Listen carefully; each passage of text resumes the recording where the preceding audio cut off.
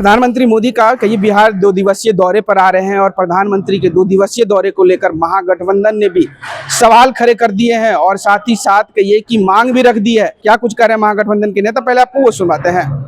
माहौल में गर्मी है और प्रधानमंत्री जी आ रहे हैं हमारे राज्य, चुनावी साल है, प्रधानमंत्री जी का आना जाना होगा। कभी गमछा कांधे पे होगा, कभी गमछा सर पे होगा, लिट्टी के साथ भी स्नेह बढ़ेगा। लेकिन बिहार के कुछ सवाल है। जैसा आप देख सकते हैं कि इंडिया गठबंधन हमारे तमाम साथी नुमाइंदे अलग अलग दलों से आपके समक्ष हैं। मैं संक्षेप में कुछ बातें आपके समक्ष रखता हूँ और उससे पूर्व एक चीज कहता हूँ कि ये प्रेस कॉन्फ्रेंस जो हम इंडिया गठबंधन की ओर से कर रहे हैं, ये डेडिकेटेड है पीएम के विजिट के मद्देनजर बिहार के सवालों के लिए, और ये आपका हमारा साझा सरोकार है। क्योंकि आप और हम भले दो अलग भूमिका में हो, लेकिन हमारा मानना है कि बिहार की तरक्की के बगैर देश की तरक्की की कल्पना करना बेईमानी होगा, बल्कि बेईमानी होगी, डिसऑनेस्टी होगी। तो माननीय प्रधानमंत्री जी से पहला आग्रह है कि प्रधानमंत्री जी को मैं परसों सुन रहा था, परसों भुज में बोल रहे थे, पहलगाम की पीड़ा के बाद इस देश ने मैं भुला दिया, हम के माध्यम से बात हो रही है। जो हम बिहारियों का भाव होता है, एक औसत बिहारी कभी मैं नहीं बोलता, हम बोलता है। लेकिन प्रधानमंत्री जी अतिरेक में और न जाने किस चीज में बह करके मैं बोलने लगे। उनसे आग्रह होगा, मैं नहीं साहब, हमको हम रहने दीजिए। पीड़ा में हम थे, सफलता में हम थे, संघर्ष में हम थे, मैं नहीं हम, तो उसको वो रहने दें, ये आग्रह होगा। दूसरा माननीय प्रधानमंत्री जी से आग्रह, प्रश्न की शक्ल में नहीं, गुजारिश की शक्ल में, कि प्रधानमंत्री जी विशेष राज्य का दर्जा बिहार खैरात में नहीं मांग रहा। बिहार के नक्शे को देखिए, औपनिवेशिक शासन काल से हमारी अवस्थिति को देखिए, विशेष राज्य के दर्जे के बगैर बिहार की जो समावेशी विकास की कल्पना हम करना चाहते हैं वो नहीं होगा। आप कहते हैं, आपके लोग कहते हैं कि नहीं, आप नए फाइनेंस कमीशन के हिसाब से ये नहीं हो सकता, इसे मूर्ख बना रहे हैं। ये एग्जीक्यूटिव डिसीजन था और एक एग्जीक्यूटिव डिसीजन से पैरामीटर बदले जा सकते हैं। अगर बिहार के साथ ईमानदारी से आपको खड़ा हो रहा है, उम्मीद है आप इस पर बात करेंगे।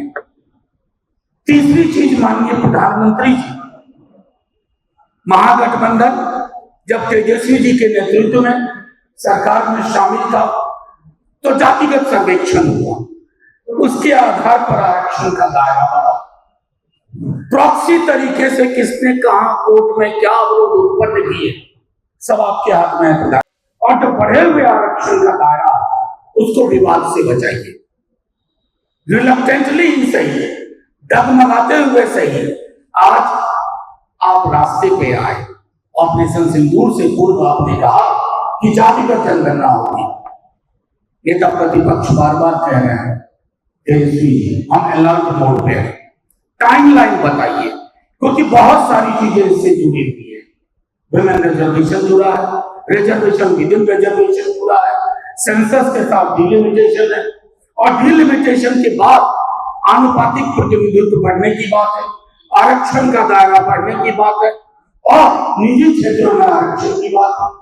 तो ये सारी चीजें, मेरा मानना है कि प्रधानमंत्री जी बिहार आए तो रेटोरिक से आगे बढ़ करके आपको आगे बढ़ना होगा।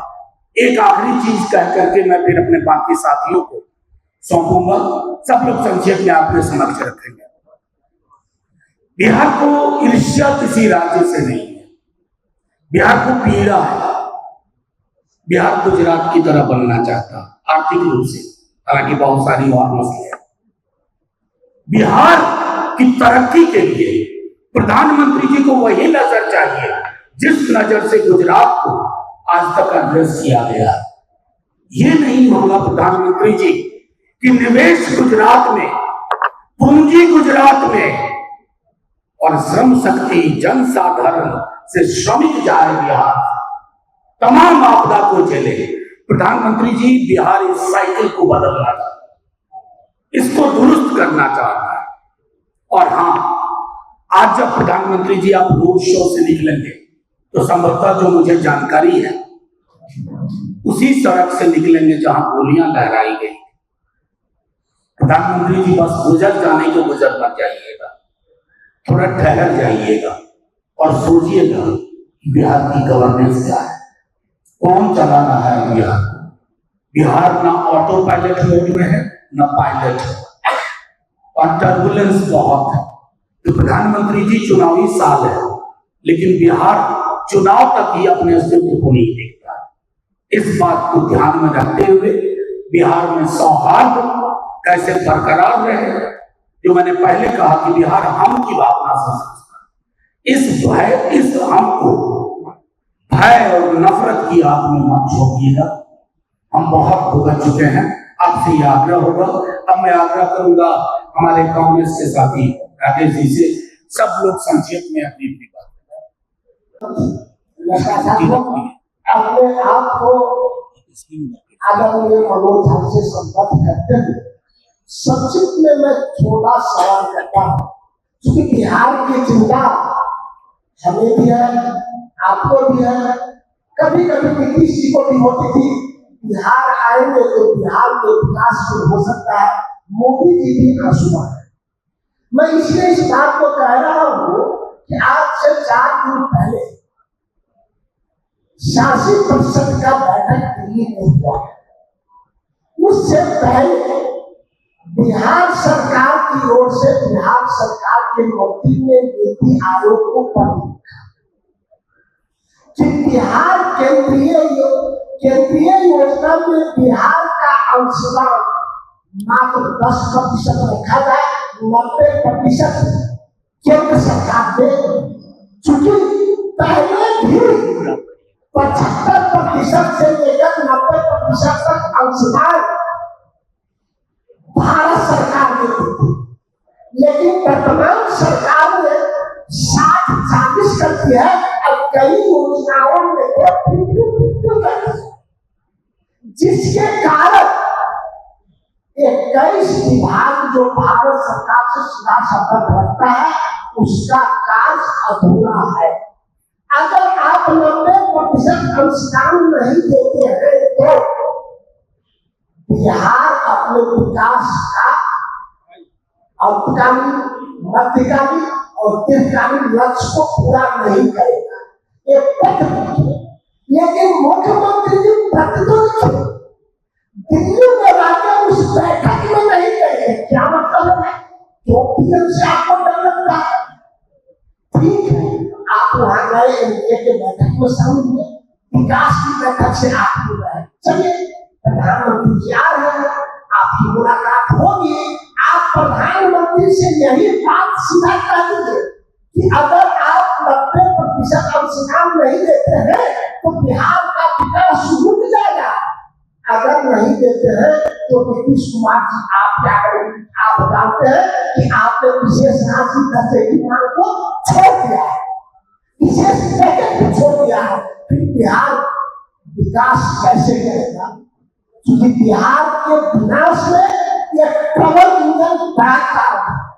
नरेंद्र मोदी जी आते हैं, बड़ी बड़ी बात करते हैं, सिर्फ उतना ही 500 छोटे सवाल। नरेंद्र मोदी जी इससे पहले आप आए थे, जितने योजनाओं की घोषणा की थी, 1.25 लाख करोड़ की गोली लगाई थी, क्या वो सब पैसे खातर तो नहीं? स्वास्थ्य पे आपने इतनी बड़ी बड़ी बात की, यहाँ पे आपने दरोगा में एक सिर्फ बोल दिया, हो सकता है उनको दोनों करने का इलाज हुआ, बाकी का इलाज डॉक्टर नहीं हुआ। आप रिपोर्ट के बारे में बोले थे कि जब पानी में चीनी से चीनी करेंगे, हम उसे चाय पिएंगे, बहुत सा चीनी से आप चाय पिएंगे। पढ़ाई के बारे में आपने देखा, इस कतार में लोग बच्चे लोग हुए, वहां जाने को किसानों की आय बढ़ने की बात तो आपने कहा, सबको पता की दुकान के कहा दैनिकों के अत्याचार के खबर की सरकार में बढ़ गई है। अब गोलियों के बौछार ऐसे हो रहा है, कभी कहते थे पहले गोली चलती थी, अभी तो गोली फुलझड़ी की तरह चल रही है। नीतीश कुमार कहते थे अरे रात में लोग करता था, पहले पहले तो बोलता था कि राज में सीताराम के हाथ में चोरा बोलता था, लेकिन उनके राज में पटना का हाथ बोर्डिंग रोड चौराहा, डाक बंगला, देवी रोड, जिसको हम जवाहर नेहरू रोड कहते हैं, वहां कतरा के मोदी एक ही नहीं लगातार चलता है उसी पे। आज प्रधानमंत्री जी आए हैं, उनकी सुबह से आपसे आग्रह करते हैं, उनकी सुरक्षा का ख्याल आप रखें। धन्यवाद।